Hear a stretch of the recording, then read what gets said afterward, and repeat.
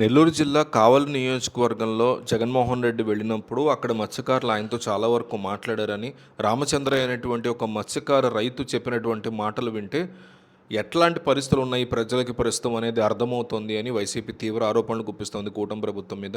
రామచంద్రయ్య తన గోడు వెళ్ళబోసుకుంటూ ఎంతగానో ఎదురు చూసినటువంటి ఫిషింగ్ హార్బర్ పనులు దాదాపు 90% పూర్తయ్యాయి. కానీ ఇప్పుడు మిగిలినటువంటి 5% పనులు పూర్తి చేయకుండా దాన్ని పక్కన పెట్టారు అనేటువంటి ఆరోపణలు మత్స్యకార రైతు నుంచి వచ్చాయి అంటున్నారు. జగన్మోహన్ రెడ్డి హయాంలో ఆ పనులు చకచకా జరిగాయని, ఆ తర్వాత వచ్చిన మార్పుల వల్ల ఆ పనులు ఒకసారిగా ఆగిపోవడమే కాకుండా మత్స్యకారులకు అందాల్సినటువంటి సదుపాయాలు కూడా ఏవి అందట్లేదు అని ఆయన వివరించినట్టు తెలుస్తుంది.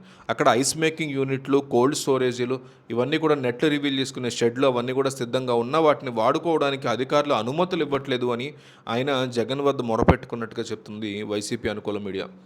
ఆ ప్రాంతంలో సుమారు 4,000 మంది మత్స్యకారులు నిరంతరం అక్కడ ఉండాలని, కానీ వారికి కేటాయించేటువంటి స్థలాన్ని ఇప్పుడు ప్రైవేటు వ్యక్తులకు కట్టబెట్టేటువంటి పరిస్థితి వచ్చిందని, ఇది చాలా అన్యాయం అని కూడా ఆయన వాపోయాడు. ఈ మత్స్యకారుల యొక్క ఆవేదన చూస్తుంటే గతంలో జగన్మోహన్ రెడ్డి అందించినటువంటి పాలన చాలా మెరుగ్గా ఉంది అని వారికి ఇప్పుడు అర్థమవుతోందని వైసీపీ అనుకూల మీడియా చెప్పుకొస్తోంది. రామచంద్రయ్య మాటలు చూస్తే మమ్మల్ని మేమే మోసం చేసుకున్నాం అనేటువంటి భావన ఆయనలో స్పష్టంగా కనిపించింది అంటుంది వైసీపీ.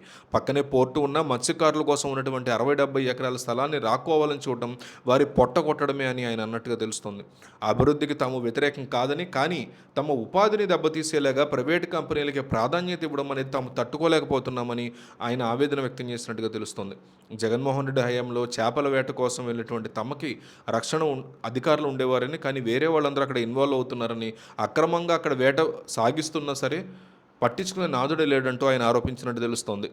అప్పట్లో మత్స్యకారులే ప్రాణాలకు తెగించి అక్రమ బోట్లని పట్టుకుని మరీ అప్పచెప్తే పోలీసులకి ఆ సీజ్ చేసినటువంటి బోట్లు కూడా పోలీస్ కస్టడీ నుంచి మాయమైపోయాయంటూ ఆయన ఆరోపించినట్టు తెలుస్తుంది. రామచంద్రయ్య చెప్పినటువంటి విషయాలు చూస్తుంటే జగన్ ఎంతో ఆశ్చర్యపోయారంటున్నారు. సీజ్ చేసినటువంటి బోట్లు పోలీస్ కస్టడీలో ఉండి కూడా ఎలా మాయమవుతాయి అని అధికారుల యొక్క తీరు మీద ఆయన విస్మయాన్ని వ్యక్తం చేశారు వైఎస్ జగన్. మత్స్యకారుల కోసం నిర్మించినటువంటి హార్బర్ పనులు పూర్తయినా వాటిని వాడుకోనివ్వకుండా చేయడం వెనక ఒక పెద్ద కుట్ర ఉంది అని జగన్మోహన్ రెడ్డి అభిప్రాయపడినట్టు తెలుస్తోంది.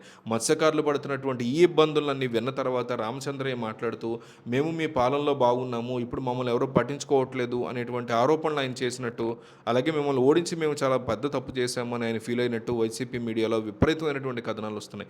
అవన్నీ విని జగన్ మనసు కలత చెందిందని, ప్రజల కోసం తాను నిర్మించినటువంటి వనరులన్నీ పాడైపోతూ ఉండడం, ప్రైవేటు వ్యక్తుల కోసం మత్స్యకారుల యొక్క ప్రయోజనాల్ని తాకట్టు పెడుతోంది కూటమి ప్రభుత్వం అంటూ జగన్ కూడా మండిపడ్డారు.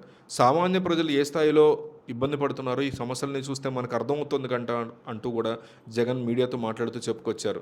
సముద్రం మీద వేట సాగిస్తున్న వాళ్ళకి మౌలిక సదుపాయాలు కల్పించడం ఎందుకు ఫెయిల్ అయింది కూటమి ప్రభుత్వం అంటూ జగన్ సీరియస్గా ప్రశ్నలు కురిపించారు.